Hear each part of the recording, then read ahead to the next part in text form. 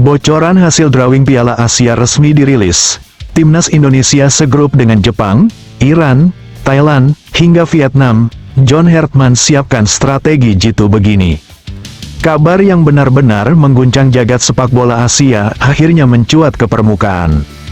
Menjelang drawing resmi Piala Asia 2027 yang akan digelar megah di Riyadh, Arab Saudi, pada tanggal 9 Mei tahun 2026, sebuah bocoran panas justru lebih dulu beredar luas dan langsung memicu perdebatan sengit di kalangan pecinta sepak bola. Dalam bocoran tersebut, Timnas Indonesia disebut-sebut masuk ke dalam grup paling brutal sepanjang sejarah turnamen. Skuad Garuda dikabarkan harus menghadapi raksasa Asia Timnas Jepang, kekuatan tangguh Timnas Iran, serta dua rival panas kawasan Asia Tenggara, Timnas Thailand dan Timnas Vietnam. Jika bocoran ini benar adanya, maka tak berlebihan jika grup ini langsung dicap sebagai grup neraka paling mematikan di Piala Asia 2027. Sebagaimana diketahui, AFC telah menetapkan ulang jadwal drawing demi memastikan seluruh federasi bisa hadir dalam seremoni kelas dunia yang akan digelar di kawasan bersejarah Ad-Diriyah. Namun sebelum bola undian resmi digulirkan, bocoran ini justru sudah lebih dulu membakar atmosfer. Indonesia yang berada di pot 4 memang berpotensi bertemu tim-tim elit dari pot di atasnya.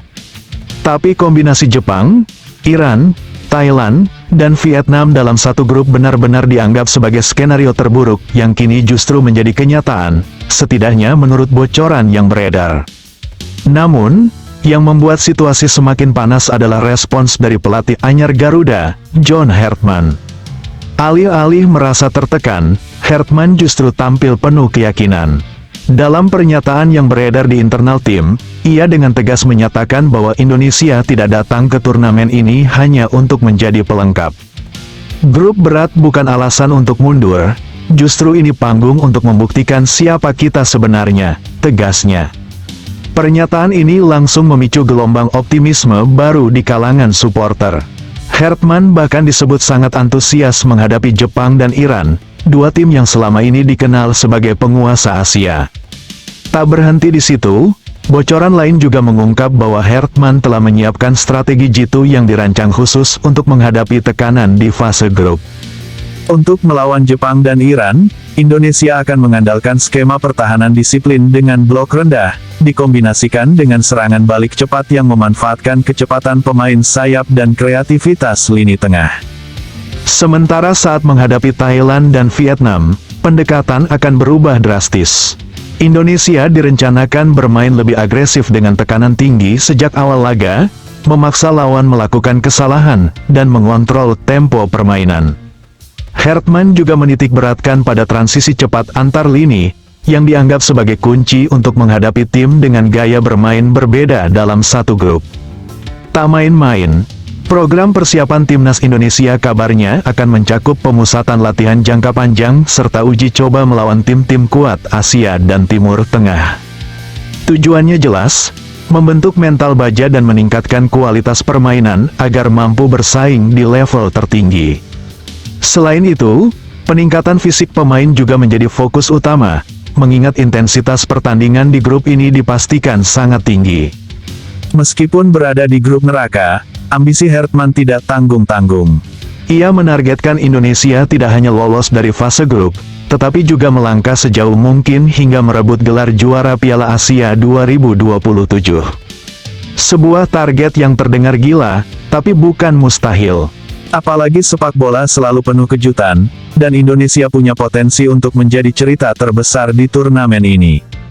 Jika Garuda mampu menaklukkan Jepang, Iran, Thailand, dan Vietnam dalam satu grup, maka pesan yang dikirim ke seluruh Asia akan sangat jelas, bahwa Indonesia bukan lagi tim pelengkap, Indonesia adalah kekuatan baru yang siap mengguncang benua. Kini semua mata tertuju pada drawing resmi, apakah bocoran ini akan benar-benar terjadi? Atau justru akan muncul kejutan lain? Satu hal yang pasti, jika skenario ini jadi kenyataan, maka Piala Asia 2027 akan menjadi panggung perang terbesar bagi Timnas Indonesia untuk menulis sejarah emas. Dan jika semua ini benar-benar terjadi, maka sebagai fans Garuda, kita tidak punya pilihan selain berdiri lebih tegak dari sebelumnya, Biarlah dunia menyebut ini grup neraka. Tapi bagi kita, inilah panggung pembuktian. Karena kita percaya, sejarah besar tidak lahir dari jalan yang mudah. Inilah saatnya, kita bermimpi lebih besar, berteriak lebih lantang, dan percaya lebih dalam. Dan untuk Garuda, terbanglah lebih tinggi.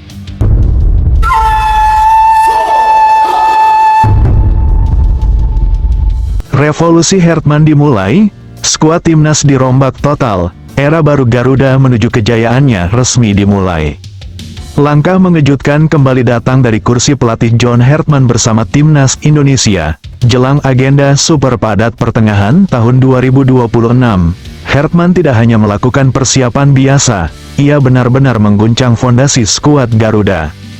Arah baru kini terlihat semakin jelas, bukan sekadar rotasi pemain, melainkan sebuah revolusi besar yang berpotensi mengubah wajah timnas Indonesia secara total. Pemusatan latihan, TC, yang dijadwalkan akhir Mei nanti menjadi titik awal dari transformasi ini. Keputusan Hertman langsung menyulut reaksi keras publik.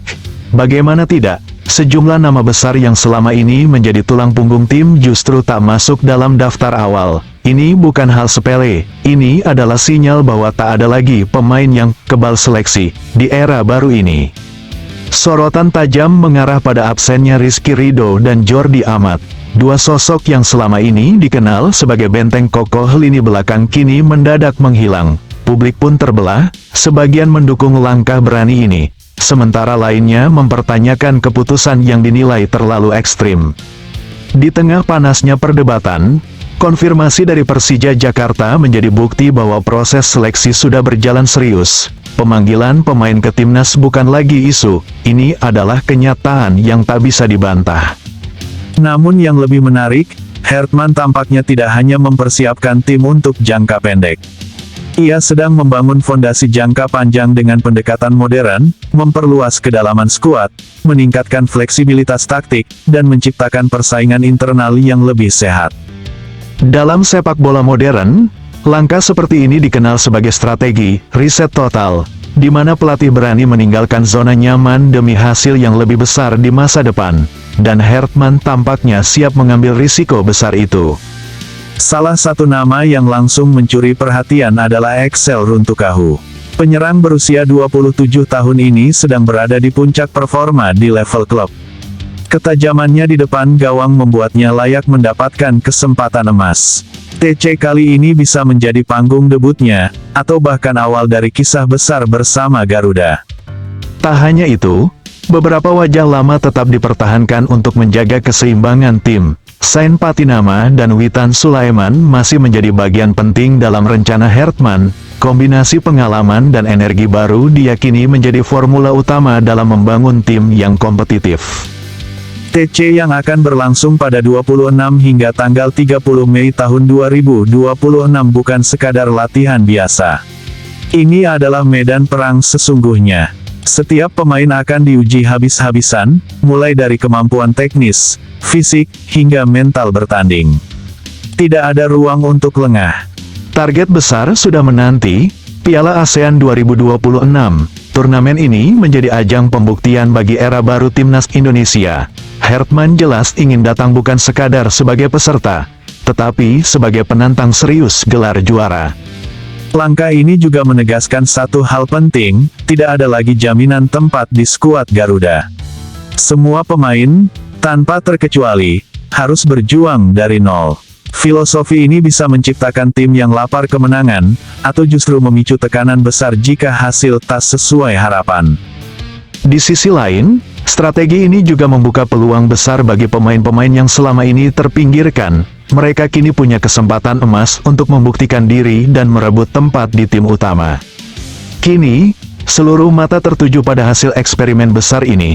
Akankah revolusi Hertman melahirkan timnas Indonesia yang lebih kuat, lebih tajam, dan lebih berbahaya di Asia, atau justru menjadi perjudian berisiko tinggi yang berujung kontroversi? Yang jelas, satu pesan sudah sangat tegas, era baru telah dimulai.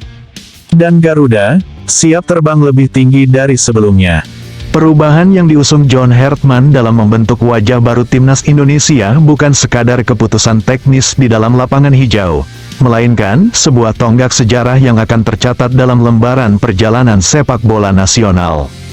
Apa yang kita saksikan saat ini, di mana skuad andalan dirombak secara menyeluruh, di mana nama-nama yang selama ini menjadi ikon dan tulang punggung tim harus melangkah ke pinggir lapangan, dan di mana kesempatan luas dibuka bagi mereka yang sebelumnya hanya menjadi penonton, adalah bukti nyata bahwa perkembangan tidak pernah berhenti, dan bahwa sepak bola, seperti halnya kehidupan, selalu bergerak maju menuju babak-babak baru yang belum terungkap kisahnya. Keputusan berani untuk tidak memanggil sosok-sosok seperti Rizky Ridho dan Jordi Amat tentu tidak dibuat dalam semalam, dan juga tidak lahir dari keinginan semata untuk menciptakan sensasi atau menarik perhatian publik. Sebagai pelatih yang telah membuktikan kemampuannya dalam mengangkat performa tim nasional Kanada ke panggung dunia, Hartman tentu memiliki dasar pemikiran yang matang, perhitungan yang teliti, dan rencana strategis yang telah disusun jauh sebelumnya. Ia memahami betul bahwa mempertahankan keadaan yang ada, meskipun hal itu terasa nyaman dan aman, pada akhirnya akan membuat tim berhenti berkembang, bahkan terjebak dalam pola permainan yang mudah dipelajari dan dikalahkan oleh lawan-lawan mereka. Dalam dunia olahraga yang terus berkembang pesat, di mana metode latihan, pendekatan taktik, dan kualitas pemain di seluruh dunia terus meningkat dari waktu ke waktu, bertahan di tempat yang sama-sama artinya dengan mundur perlahan-lahan. Oleh karena itu, langkah ini bisa dipandang sebagai bentuk keberanian untuk melangkah keluar dari zona nyaman, mengambil risiko yang diperlukan demi membangun struktur tim yang lebih kuat, lebih tangguh, dan mampu bersaing di tingkat yang lebih tinggi lagi dalam jangka waktu yang panjang. Tentu saja, keputusan ini tidak terlepas dari beragam pandangan dan tanggapan yang muncul dari berbagai lapisan masyarakat pecinta sepak bola tanah air. Ada yang menyambutnya dengan antusiasme dan keyakinan penuh, melihatnya sebagai langkah yang sangat dibutuhkan untuk memecah kebekuan dan membawa angin segar ke dalam tubuh tim nasional. Bagi mereka, tidak ada hal yang lebih adil dan sehat dalam dunia olahraga selain persaingan yang terbuka, di mana setiap tempat di dalam skuad harus diperjuangkan dengan kemampuan dan kinerja terbaik, bukan berdasarkan nama besar, status, atau masa lalu yang pernah dicapai. Prinsip bahwa tidak ada pemain yang kebal seleksi, ini dianggap sebagai fondasi penting untuk membangun budaya kerja yang disiplin, semangat juang yang tak pernah padam, dan rasa tanggung jawab yang tinggi di antara seluruh pemain. Ketika setiap orang sadar bahwa posisinya tidak pernah aman dan selalu ada orang lain yang siap menggantikan dan membuktikan bahwa mereka lebih baik, maka secara otomatis semangat untuk terus meningkatkan kemampuan, menjaga kebugaran fisik, dan memberikan yang terbaik dalam setiap kesempatan akan tumbuh dengan sendirinya. Inilah yang kemudian diharapkan dapat menciptakan tim yang tidak hanya kuat secara teknis, tetapi juga memiliki mental yang tangguh dan jiwa juara yang selalu menyala di dalam dada. Namun di sisi lain, tidak sedikit pula yang menyatakan kekhawatiran dan pertanyaan yang mendalam. Bagi sebagian orang, melepaskan pemain-pemain yang telah teruji kualitasnya, yang telah memberikan kontribusi besar dan menjadi bagian dari perjalanan manis tim nasional dalam beberapa tahun terakhir, adalah sebuah keputusan yang terlalu drastis dan berisiko. Mereka melihat bahwa keberadaan sosok-sosok berpengalaman seperti Rizky Ridho dan Jordi Amat bukan hanya sekadar soal kemampuan bermain di lapangan, tetapi juga berkaitan dengan kepemimpinan, kestabilan permainan, dan kemampuan untuk menenangkan situasi di saat-saat krusial dalam sebuah pertandingan. Kehilangan elemen-elemen ini dikhawatirkan dapat membuat tim menjadi tidak seimbang, terutama ketika menghadapi lawan-lawan yang kuat atau saat berada dalam tekanan pertandingan yang berat. Kekhawatiran ini adalah hal yang wajar dan dapat dimengerti sepenuhnya, mengingat hasil dari setiap keputusan yang diambil baru akan terlihat sepenuhnya ketika tim mulai tampil di pertandingan sesungguhnya. Dan sampai saat itu tiba, ketidakpastian akan selalu ada dan menjadi bagian dari perjalanan yang sedang ditempuh. Di tengah segala perdebatan dan pandangan yang beragam itu, satu hal yang tidak bisa dipungkiri adalah bahwa perubahan ini telah membuka lembaran baru yang menjanjikan harapan baru bagi banyak pihak. Salah satu gambaran nyata dari hal ini adalah kesempatan yang diberikan kepada pemain-pemain yang selama ini bekerja keras dan menunjukkan kualitas terbaiknya di tingkat klub, namun belum mendapatkan tempat untuk membuktikan kemampuannya di tingkat nasional. Nama seperti Axel Runtukahu yang kini menjadi sorotan publik adalah contoh nyata dari bagaimana pintu kesempatan ini dibuka lebar-lebar. Selama ini, ia telah menunjukkan ketajaman, konsistensi, dan dedikasi yang tinggi dalam setiap pertandingan yang ia jalani bersama tim klubnya, dan kini usahanya itu mendapatkan penghargaan dalam bentuk kesempatan untuk bergabung dan berlatih bersama tim nasional. Hal ini tentunya akan menjadi motivasi yang sangat besar tidak hanya bagi dirinya sendiri, tetapi juga bagi ribuan pemain muda dan pemain lain di seluruh penjuru negeri. Mereka kini memiliki keyakinan bahwa selama mereka bekerja keras, memiliki kemampuan yang cukup, dan mampu menunjukkan kinerja terbaik, maka jalan menuju mengenakan seragam tim nasional tidak pernah tertutup rapat. Hal ini akan berdampak positif pada perkembangan sepak bola secara keseluruhan di Indonesia, karena semakin banyak orang yang terdorong untuk mengembangkan bakat dan kemampuan mereka, yang pada akhirnya akan menciptakan ketersediaan sumber daya pemain yang melimpah dan berkualitas untuk masa-masa mendatang. Perlu juga kita sadari bahwa dalam membangun sebuah tim yang tangguh dan berkelas dunia, tidak cukup hanya dengan mengandalkan pemain-pemain baru saja, melainkan juga diperlukan keseimbangan yang tepat antara semangat baru dan pengalaman yang telah dimiliki. Langkah yang diambil Hertman dengan tetap mempertahankan beberapa sosok penting seperti Sain Patinama dan Witan Sulaiman menunjukkan bahwa ia memiliki pemahaman yang jelas tentang kebutuhan tim. Kedua pemain ini telah memiliki pengalaman bertanding di berbagai ajang, mengenal baik karakteristik permainan tim, dan telah teruji dalam menghadapi tekanan pertandingan. Kehadiran mereka di tengah kehadiran pemain-pemain baru diharapkan dapat menjadi jembatan penghubung, penuntun, dan teladan bagi rekan-rekan mereka yang baru bergabung. Pengalaman yang mereka miliki dapat membantu mempercepat proses penyesuaian, memperkenalkan nilai-nilai kerjasama tim, dan memastikan bahwa identitas permainan yang ingin dibangun tetap terjaga dan berkembang dengan baik. Kombinasi antara tenaga segar yang membawa semangat dan kecepatan dengan pengalaman yang membawa kematangan dan kestabilan adalah resep yang seringkali terbukti efektif dalam menciptakan tim yang kuat dan seimbang. Dan inilah yang sedang coba dirangkai dengan hati-hati dalam rencana yang disusun saat ini. Pemusatan latihan yang akan dilaksanakan pada akhir Mei mendatang bukanlah sekadar serangkaian kegiatan latihan rutin yang biasa dilakukan, melainkan menjadi tempat pengujian yang sesungguhnya, tempat di mana setiap orang akan dinilai berdasarkan apa yang mereka tunjukkan di lapangan. Di sana, tidak ada lagi masa lalu yang menjadi penentu, dan yang ada hanyalah kemampuan yang ditunjukkan saat ini. Setiap gerakan, setiap keputusan yang diambil di dalam lapangan, setiap kerjasama yang dibangun, serta ketangguhan fisik dan mental dalam menghadapi tantangan latihan yang berat akan menjadi pertimbangan utama dalam menentukan siapa yang layak untuk menjadi bagian dari tim utama yang akan berlaga dalam pertandingan resmi.